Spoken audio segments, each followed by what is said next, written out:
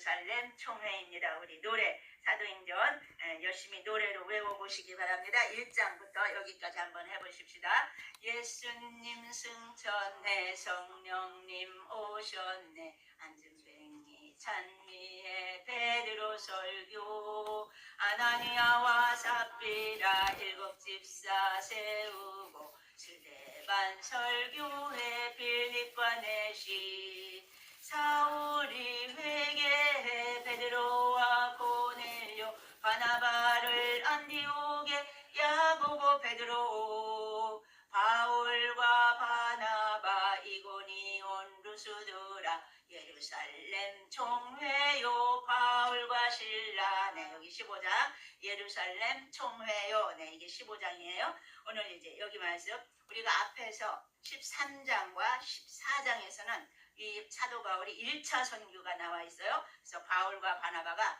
열심히 능력을 행하면서 이제 하나님의 영광을 돌렸던 것을 우리가 보았는데요. 오늘 여기 이제 15장부터는 예루살렘 총회에 대한 기록이 나와 있어요. 그때 이제 결정된 내용이 편지로 이방인들에게 이제 이방인 성도들이죠. 성도들에게 전달되는 것이 나와 있고요. 또 2차 선교 여행을 이제 시작하게 돼요. 여기 15장 뒷부분에. 그래서 이 사도 바울과 바나바가 이제 분열이 나가지고 둘이 크게 다투어가지고 이제 결국은 반대로 이제 나아가는 것이 이제 여기 15장 뒷부분에 나오는데요. 오늘 여기 1절에 보니까 어떤 사람들이 그랬어요? 유대로부터 내려와서, 네, 유대는 이 예루살렘을 말하고 있어요. 예루살렘으로부터 여기 내려왔다고 그랬는데 이 지역은 북쪽이거든요. 수리아 안디옥 북쪽이지만 예루살렘이 수도이기 때문에 지금 예루살렘에서 저쪽 수리아 안디옥으로 내려왔다 이렇게 표현을 하고 있어요. 유대로부터 내려와서 형제들을 가르치되 너희가 모세의 법대로 할례를 받지 않으면 능히 구원을 받지 못하리라. 네, 이게 맞는 말씀이에요? 틀리는 말씀이에요? 지금 사도 바울과 바나바가 열심히 주님의 복음을 증거했는데 지금 이상한 사람들이 예루살렘에서 거기 안디옥까지 쫓아온 거예요. 이 열성파들이죠. 그러니까 유대인 바리새파 정도 된 것 같아요. 이 뒤에 5절에 보면은 바리새인들 아주 막 율법의 열심인자들이 지금 거기까지 와가지고 너희가 율법대로 지키지 않으면 이 이방인 교회거든요. 지금 이 안디옥 교회가 이방인 교회의 중심직인데 거기에 와가지고 하는 소리가 율법대로 행해야 되고 할례도 받아야 되고 그래야 너희들이 구원을 받을 수 있다 이렇게 엉뚱한 소리를 지금 해대는 거예요. 그러니까 바울과 바나바가 얼마나 놀랐겠어요. 2절입니다. 바울 및 바나바와 그들 사이에 적지 아니한 다툼과 변론이 일어난지라.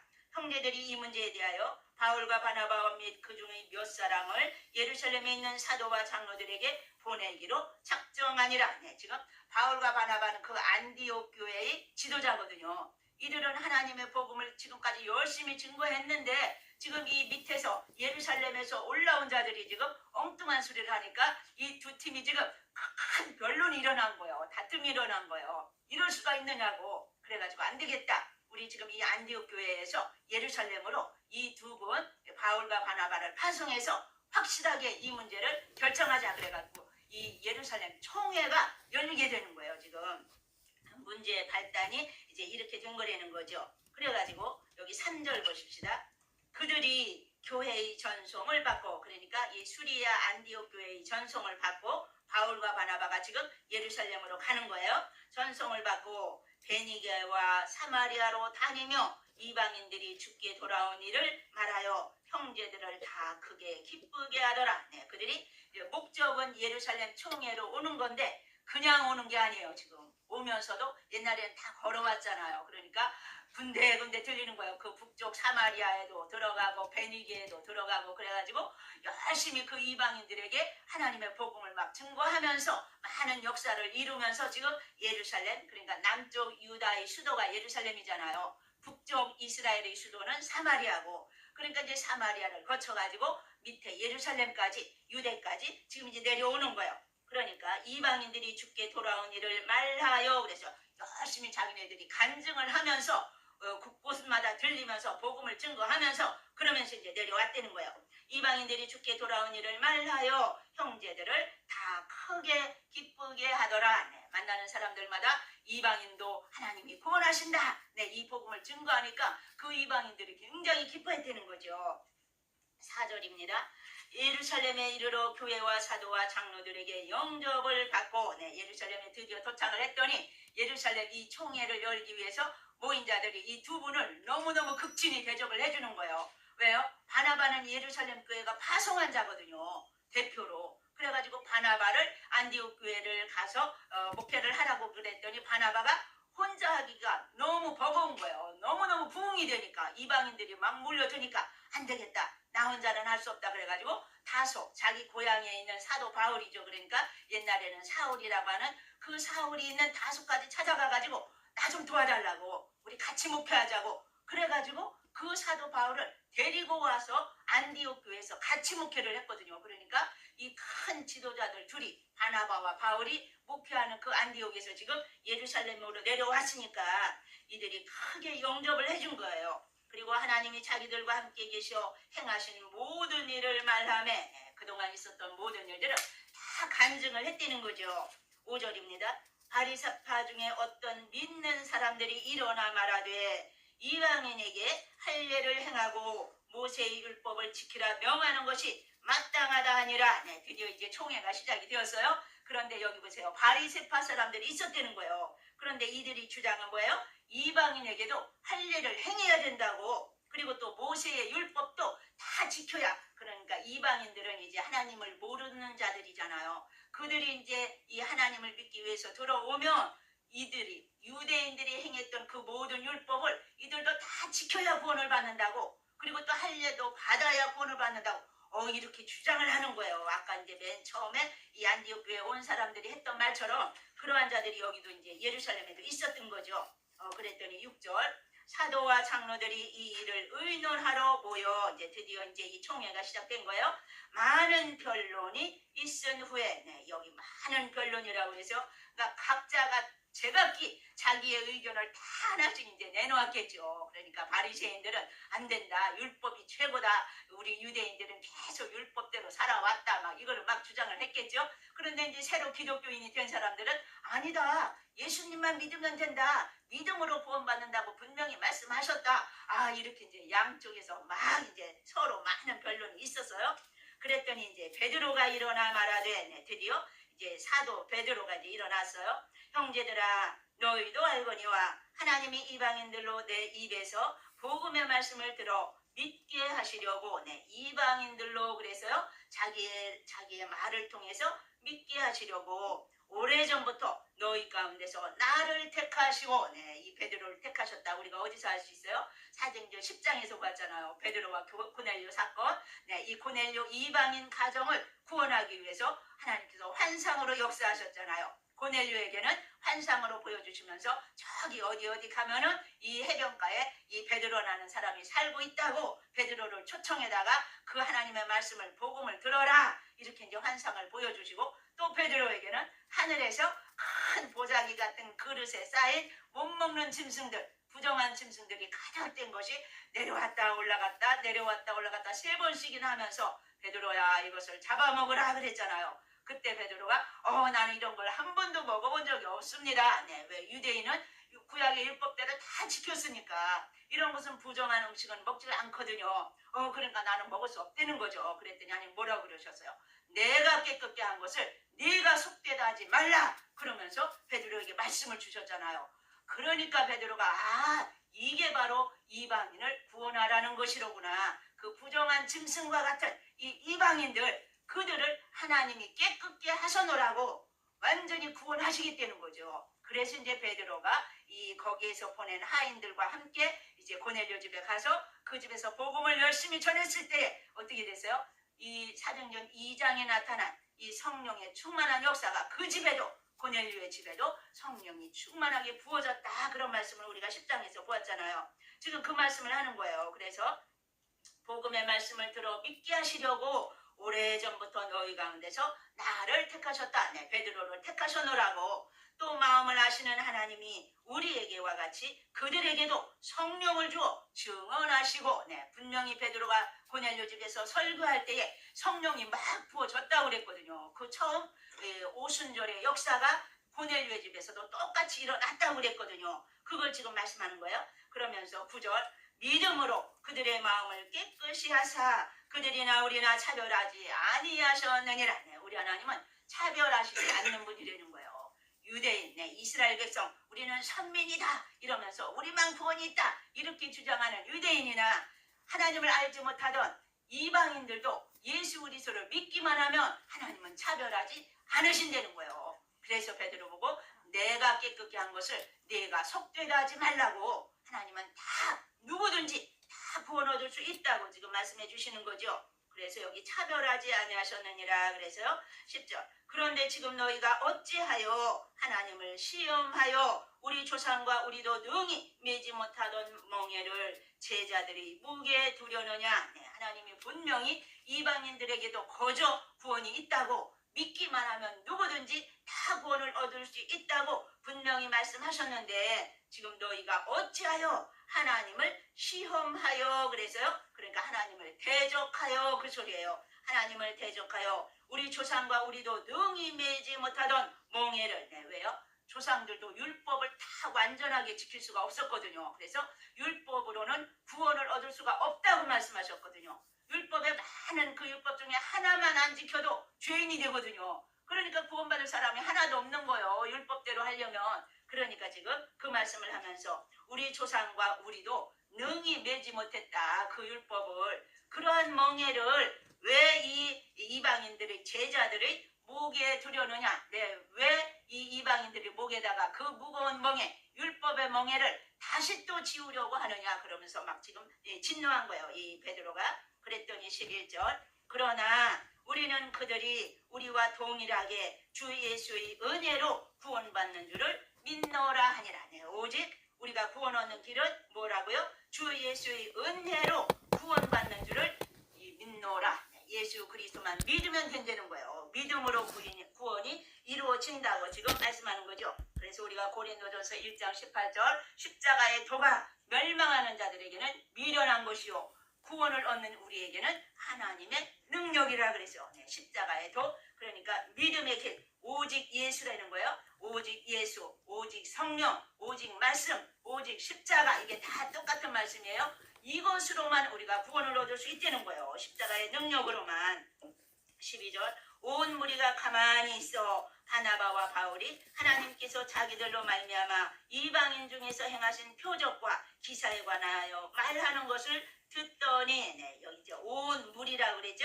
그 총회에 참석한 모든 무리들이 이제 수긍을 하는 거예요. 베드로가 나가서 열심히 간증도 하고 하나님께서 이 보여주신 모든 것을 다 가르쳐 주니까 그제야 이제 수긍을 하면서 더 이상 할 말이 없는 거죠. 그래서 표적과 기사에 관하여 말하는 것을 듣더니 13절 말을 마침에 야고보가 대답하여 이르되 형제들아 내 말을 들어라. 하나님이 처음으로 이방인 중에서 자기 이름을 위할 백성을 취하시려고 그들을 돌보신 것을 시므온이 말하였으니. 네, 지금 여기 야고보가 이제 일어났다고 그랬죠. 이번에는 그러니까 야고보 하면은 우리가 이제 여러 야고보가 있는데 여기서는 예수님의 동생 야고보로 보고 있어요. 처음에는 예수를 믿지 않아서요. 자기 형이니까.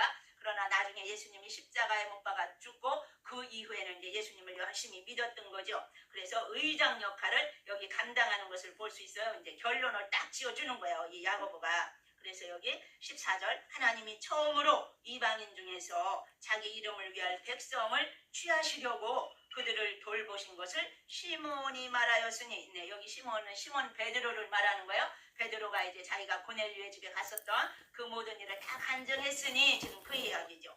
15절 선지자들의 말씀이 이와 일치하도다 기록된 바. 그러면서 이 야고보가 벌써 이제 알아서 이 구약에 있는 말씀을 다 알아가지고 그걸 지금 인용하는 거예요.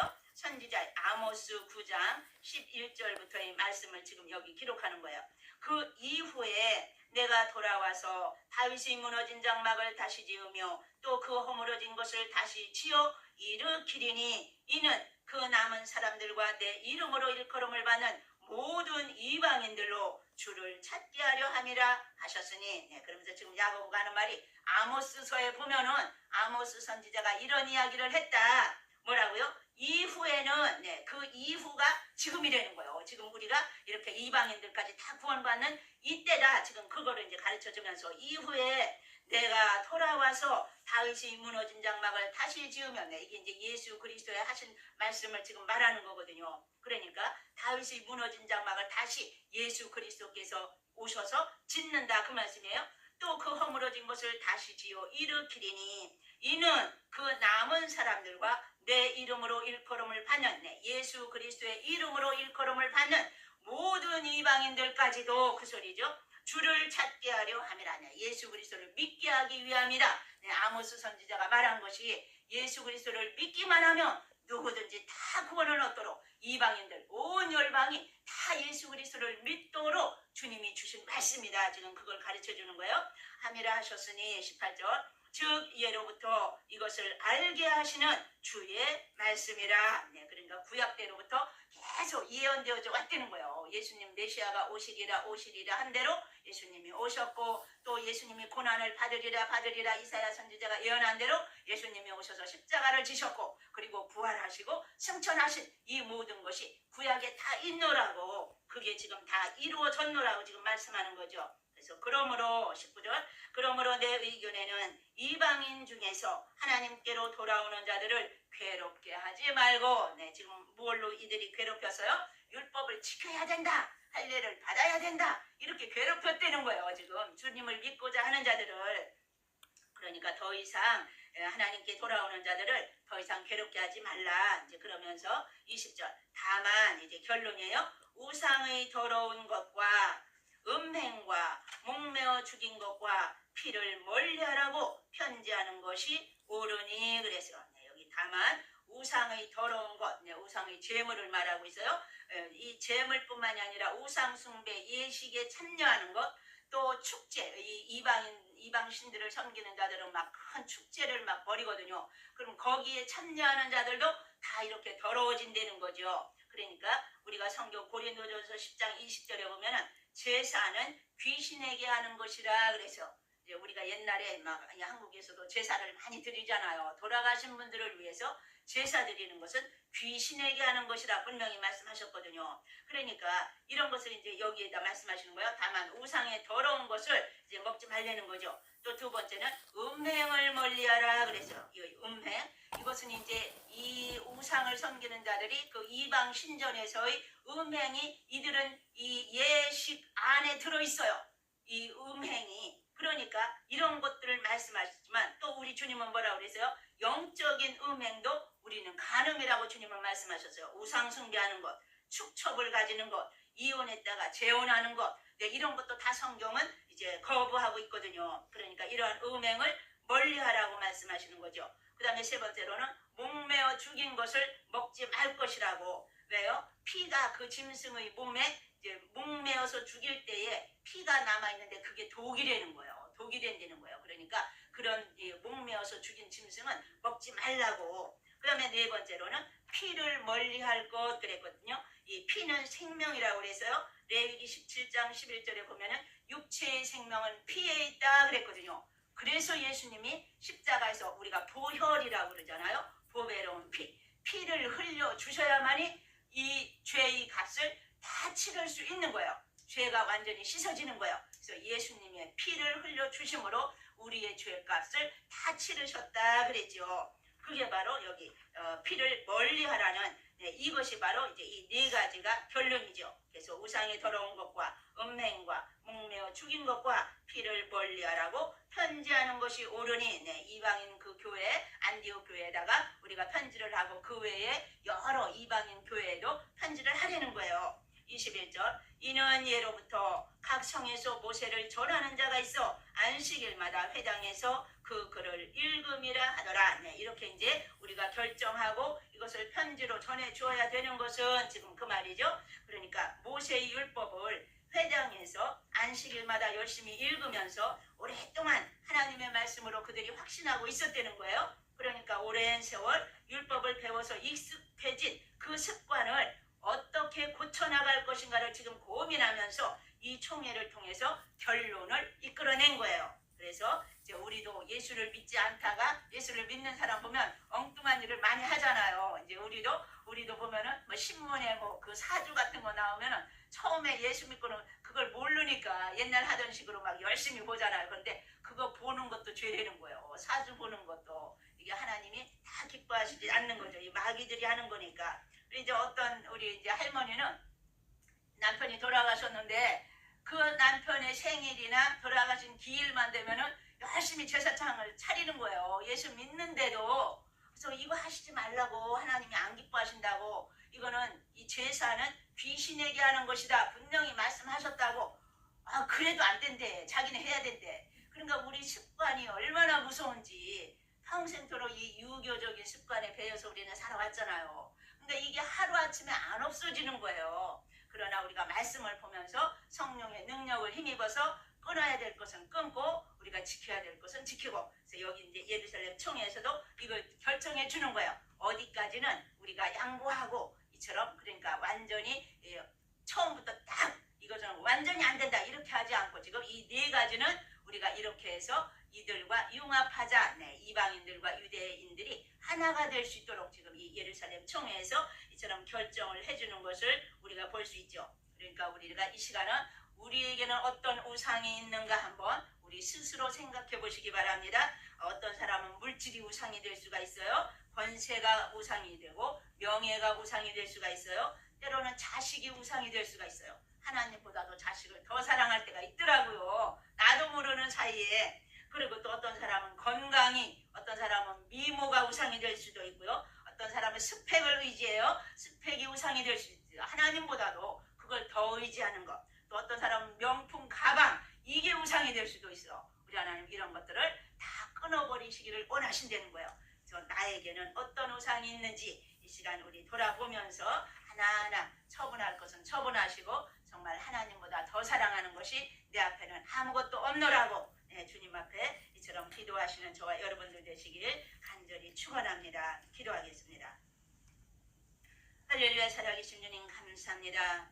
하나님의 복음을 위해서 죽기를 불사하고 달렸던 이 사도 바울을 저희들이 바라보면서 때로는 수많은 고통과 어려움이 따르지만 그러나 주의 성령을 의지하며 성령의 인도하심 따라 나아갈 때에 모든 문제들이 순조롭게 풀어졌던 것을 저희들이 바라봅니다. 아버지, 우리들에게도 수많은 문제들이 있지만 그러나 나의 힘으로는 감당할 수 없을 때에 오직 주님 앞에 간구함으로 주님의 능력을 덧입고 살아가는 주의 백성들이 되시도록 주님 새로운 은혜와 능력으로 저들에게 날마다 덧입혀 주시기를 간절히 원하옵고 살아계신 예수님의 이름으로 감사하며 기도하옵나이다. 아멘.